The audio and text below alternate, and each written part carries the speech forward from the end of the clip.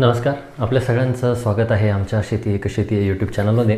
मित्रांनो, राज्यातील कापूस आणि सोयाबीन उत्पादक शेतकरी बांधवांसाठी राज्य शासनाच्या माध्यमातून दिल्या जाणाऱ्या 5,000 रुपये अनुदानाची वाटप या ठिकाणी ऑनलाईन पद्धतीने कशी पाहायची हे या व्हिडिओच्या माध्यमातून थोडक्यात आपण जाणून घेण्याचा प्रयत्न करणार आहोत की भावांतर योजनेचे जे काही पैसे आपल्याला येणार होते तर ती आलेले आहेत, येत आहेत की येणार आहेत, या सगळ्या प्रश्नांची उत्तर आपल्याला या ठिकाणी मिळणार आहेत. आणि त्याचबरोबर आलेले असतील तर कोणत्या खात्यामध्ये येणार आहेत किंवा कोणत्या खात्यात आलेले आहेत तर ही माहिती आपण या ठिकाणी जाणून घेणार आहोत. परंतु त्या अगोदर जर आपण आमच्या चॅनलवरती नवीन असाल तर चॅनलला एक सबस्क्राईब नक्की करा, जेणेकरून अशाच पद्धतीचे नवनवीन आणि महत्त्वपूर्ण व्हिडिओज आपल्यापर्यंत सगळ्यात अगोदर पोहोचत राहतील. मित्रांनो, राज्य शासनाच्या माध्यमातून खरीप हंगाम 2023 मधील कापूस आणि सोयाबीन उत्पादक शेतकऱ्यांसाठी प्रति हेक्टर 5,000 रुपये, कापसासाठी 2 हेक्टर मर्यादेपर्यंत आणि सोयाबीनसाठी 2 हेक्टर मर्यादेपर्यंत अशा पद्धतीचं अनुदान देण्यासाठी मंजुरी देण्यात आलेली होती.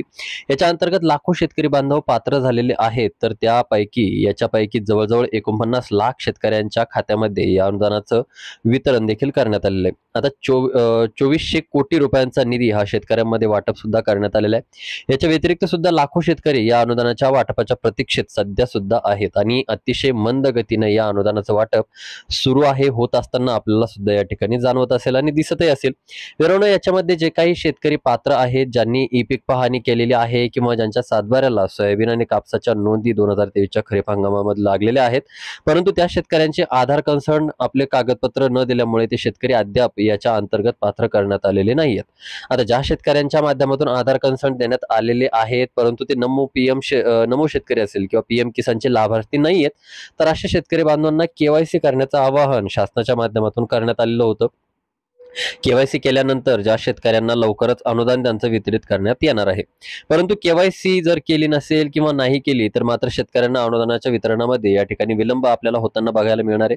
याच्या व्यतिरिक्त बरेच सारे नमो शेतकरी सन्मान निधीचे असेल किंवा पीएम किसानचे लाभार्थी असतील, ज्यांनी आपले कागदपत्र दिलेले आहेत आणि या लाभार्थ्यांना या अनुदानाचं वितरण करण्यास सुरुवात देखील करण्यात आलेली आहे. बऱ्याच साऱ्या लाभार्थ्यांच्या खात्यामध्ये अनुदानाची रक्कम वितरित करण्यात देखील आलेली आहे. आता मी सुद्धा एक 2 दिवसा अगोदर केवायसी केलेली होती.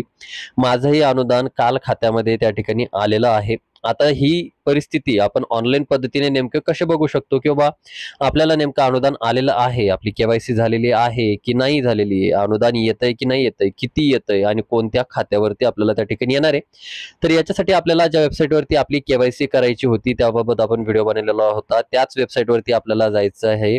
याच्यासाठी गुगलच्या माध्यमातून आपण सर्च करायचं आहे scagri.mahadbt.go.in वरती टाईप करून आपल्याला त्या पोर्टलवरती जायचं किंवा याची जी काही लिंक आहे तर ती तुम्हाला मी डिस्क्रिप्शन बॉक्समध्ये त्या ठिकाणी टाकून देईल. त्यावरती क्लिक करून तुम्ही सर्रास या लिंकवरती येऊ शकता.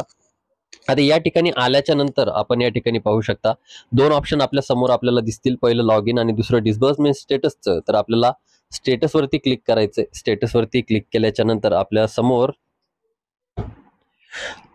अशा पद्धतीचा इंटरफेस आपल्या समोर ओपन होणार आहे. यामध्ये आपल्याला आधार नंबर टाकायचा आहे. या ठिकाणी जो काही कॅप्चा आपल्याला दिलेला आहे तो कॅप्चा या बॉक्समध्ये टाकायचा आहे आणि OTP वरती क्लिक करायचं आहे. त्यानंतर आपल्याला समोरची प्रोसेस करायची. तर आपण एकदा टाकून घेऊयात. डिटेल्स टाकल्याच्या नंतर आपल्याला ओटीपी वरती क्लिक करायचं. ओटीपी वरती क्लिक केल्याच्या नंतर गेट आधार ओटीपी वरती आपल्याला क्लिक करायचं. गेट आधार ओटीपी वरती क्लिक केल्याच्या नंतर अशा पद्धतीची माहिती आपल्याला दाखवेल की if user exist in a database and Aadhaar number is updated then your OTP will send your register mobile number. म्हणजे तुम्ही जर डॉक्युमेंट व्यवस्थित दिलेले असतील, सगळे जर पाठपुरावा तुमचा अपडेट या ठिकाणी झालेला असेल तर तुमच्या रजिस्टर्ड मोबाईल नंबरवरती या ठिकाणी ओटीपी आपल्याला प्राप्त होईल. ओटीपी आलेला आहे. आपण एकदा ओटीपी टाकून घेऊयात. ओटीपी टाकून झाल्याच्या नंतर गेट डाटावरती आपल्याला क्लिक करायचंय. गेट डाटावरती क्लिक केल्याच्या नंतर आपल्याला ओटीपी व्हेरीफाईड सक्सेसफुली वरती क्लिक करून देऊयात. असा मेसेज येईल किंवा तुमचा जो काही ओटीपी होता तर तो त्या ठिकाणी सक्सेसफुल झालेला आहे. आता आपल्याला त्याच्यावरती ओके केल्याच्या नंतर आपल्या समोर जे काही आहे तर एक नवीन इंटरफेस ओपन होईल, जो की तुम्ही या ठिकाणी बघू शकता. माझं नाव या ठिकाणी दिसेल, त्याचबरोबर जन्मतारीख, मेल फिमेल जे काय असेल ते दिसेल. त्यानंतर आपल्याला आपल्या पिकाची स्टेटस या ठिकाणी आपण बघू शकता की ऍप्लिकंट नेम आहे, त्यानंतर पीक कोणकोणतं आहे, डिव्हिजन, डिस्ट्रिक्ट, तालुका, विलेज, खाता नंबर, सर्वे नंबर, त्यानंतर कल्ट एज आहे, टोटल कल्टिवेटेड एरिया आहे, त्याचबरोबर व्हॅलिड कल्टिवेटेड कितीपर्यंत येतो, त्यानंतर रेफरल नंबर आहे आणि त्याचबरोबर अमाऊंट किती डिस्बर्स होणार आहे ती सुद्धा दिलेली आणि शेवटी आधार आहे. तर अशा पद्धतीनं 2 पिकांचा माझा डाटा या ठिकाणी आपण बघू शकता. त्यानंतर खाली जे काही तर माझी केवायसी 6 सॉरी 6/10/2024 झालेली होती. त्यानंतर या ठिकाणी आपण बघू शकता की कोणत्या खात्यामध्ये आपलं पेमेंट येणार किंवा डिस्बर्समेंट स्टेटस आपल्याला ठिकाणी दिसतं. सगळ्यात अगोदर कापसाचं सक्सेसफुली डिस्बर्समेंट त्या ठिकाणी झालेलं आहे. जालना डिस्ट्रिक्ट कोऑपरेटिव्ह जी काही बँक आहे JDCC त्यामध्ये आलेले खाते नंबर माझा आलेला आहे. UTR नंबर या ठिकाणी आपल्याला भेटून जातो. UTR नंबर सुद्धा आहे. दोन्ही पिकांची माहिती.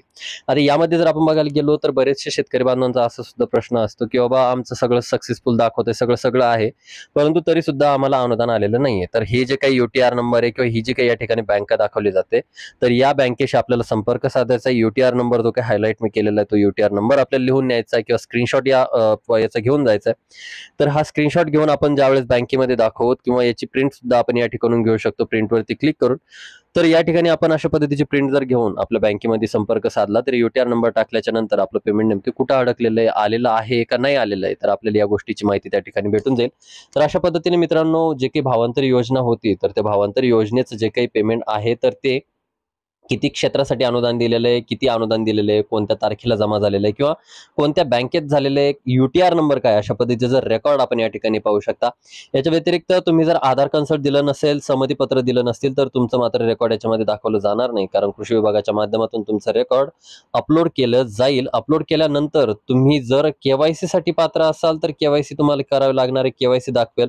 आता यामध्ये तुमची KYC सुद्धा ऑलरेडी होऊन जाईल. KYC झाल्याच्या नंतर आता बाय एक्सपिरियन्स माझं जर मी सांगायचं झालं तर मी 6 तारखेला या ठिकाणी KYC केलेली होती आणि त्याच्यानंतर लगेचच 2 ते 3 दिवसामध्ये आज 8 तारीख आहे, 8 तारखेला आपण व्हिडिओ बनवतोय तर आज पैसे सुद्धा मी काढून आणलेले. तर अशा पद्धतीनं या ठिकाणी अनुदानाचं वितरण होताना आपल्याला दिसतंय. व्हिडिओ आवडला असेल तर व्हिडिओला लाईक करा, चॅनलला सबस्क्राईब करा आणि एकदा तुमचं स्टेटस चेक करायला विसरू नका. त्याचबरोबर आपल्या इतरही शेतकरी बांधवांना व्हिडिओ शेअर करायला विसरू नका. भेटूया नवीन माहितीसहित, नवीन व्हिडिओ सहित. तोपर्यंत धन्यवाद मित्रांनो.